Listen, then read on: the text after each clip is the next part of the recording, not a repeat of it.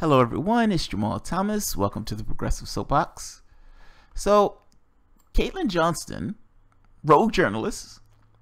You know, Caitlin Johnston's my girl. I like Caitlin Johnstone, so this isn't a hit piece at all.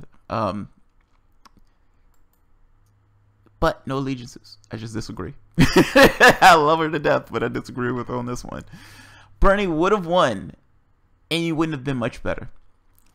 Now, I'm not going to go through the whole article. There's one very specific point that I want to make that I disagree with her on. And again, this is not a hit piece. I love her to death. I think her work is amazing. But let me read this part. You heard me.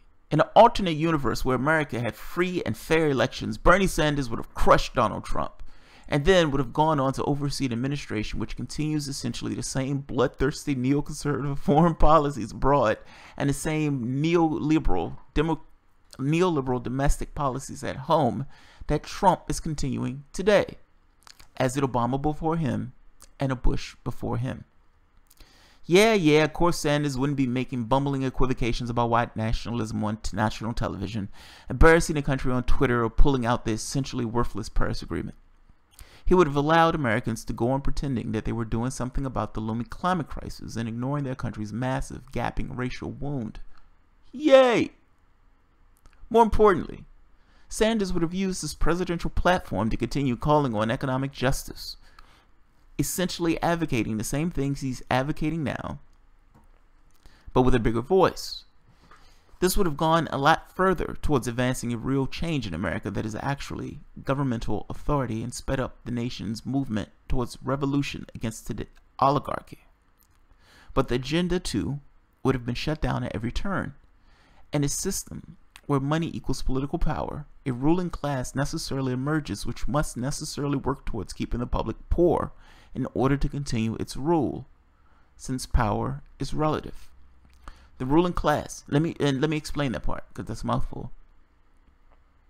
You've heard me say before that you have some people who think they're being oppressed. You have white men who think, how dare these people oppress me? I'm the white man that's being oppressed. And they would, some of these people would be advocating for Trump and everything else, that Trump is trying to take things back to the good old days. They're not being oppressed. It's relative distance. It's like saying, if I'm at 10 in this particular society, that person is at 4. If that person moves up to 7, well, the disparity has gone away to some degree. I'm no longer at the level of power that I had in that society, because from a relative perspective, even though I'm just the baseline, that person has come up. From an economic standpoint, the same thing holds true. If people were if they were closely in line economically, you don't necessarily have the power and clout that you had in that society before. Yeah,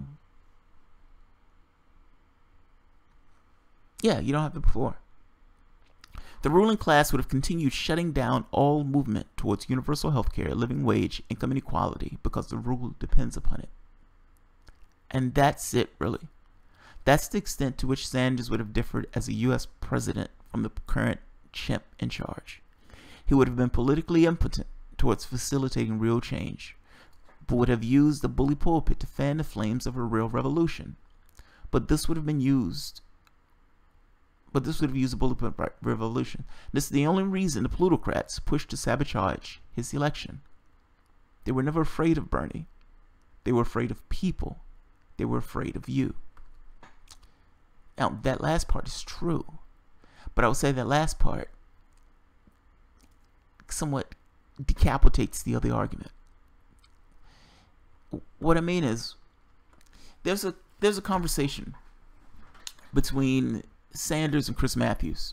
Now, Chris Matthews is a devout Hillary Clinton supporter. He is a Hillbot of Hillbots. He loved her. He would have washed her feet in that interview if he could, with the exception of the part about the Iraq War. And Chris Matthews, in this testy exchange, is going back and forth at him like, how are you going to do it? How are you going to do it? How are you going to do it? How are you going to get Chuck Schumer to say yes to universal health care? How are you going to get Nancy Pelosi to say yes to free college? And Sanders, in this moment of heated annoyance, made this point that the paradigm that you're using for politics is not the same paradigm that I'm going to realize. There are different paradigms. You yourself are looking at this as this kind of us and them, that this is the only thing that we know in regards to politics. 50% of the population doesn't vote. I'm going after that 50%. I'm going to Texas. I'm going to these states that for the most part Democrats have completely abandoned. You're going to have a new country. You're going to have a new paradigm. That was his point. That was the point that he fundamentally tried to get across to Chris Matthews. Whether Chris Matthews believed him or not, that was the point that he was getting at. The point I want to make is the paradigm that she's using in this piece is not the paradigm that Bernie Sanders was looking at. Now, you might have said he was going to fail in that. I'm skeptical that he would have failed in that. You had somebody on the bully pulpit that intended fully to use that bully pulpit. That would have been a sight to behold. It's one thing Bernie Sanders giving a speech to 20,000 people. It's another thing when Bernie Sanders is up there giving a speech to the entire nation. And he's giving that pitch. Not just giving a pitch, but he's trying to do it. The people are seeing him in office trying to do those things. He may be blocked, but the people are seeing him doing it. And guess what those people are going to do? They're going to vote for him. They're going to show up at his rallies. They're going to talk about him. They're going to be tweeting about him. They're going to be saying, holy shit, did you hear what the President of the United States said? There will be a new paradigm. You're talking about an FDR that's not trying to necessarily save capitalism, but is trying to essentially save a country. Whether or not he would have did something with the Paris Agreement, I think he would have. I think the prosperity in this point, the jobs, the only pot for jobs that he would have been able to create was through a Green New Deal. The people that he was accruing around him economically were pit bulls with regards to Wall Street. Absolute pit bulls. One of the guys that he had running his team economically was one of the guys who wrote the book on Wall Street fraud and corruption. They were going to go after Wall Street. I understand you believe that, well, nothing would have taken place. Pessimism is not a survival trait. And in this particular case, having somebody in that office, in that presidential spot, yes, he will be constrained by the office.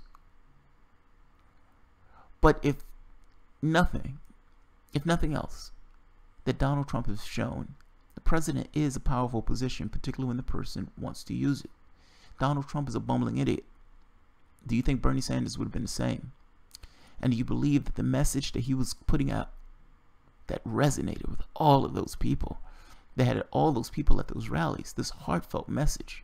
This isn't a situation where they're thinking to themselves, well, we don't think he can beat Hillary, so we're not showing up. This man is president of the United States. There's a vast disparity in the differences of perspectives on that one. I think you get a new paradigm. I think you get a fundamental shift in the country. In the same way that Reagan was a detour in how the country became, meaning Democrats started to become more and more hawkish, more and more right-wing. Well, not hawkish, more and more right-wing in regards to their economic policies. They were already hawkish. LBJ murdered tons of people. So let's take it from that, just economically. In the same way that Reagan created Clinton, created Obama, and to some degree you can say created Hillary, meaning the mold that was cast, created the Al Gores. What would a Sanders create? The people he had around him.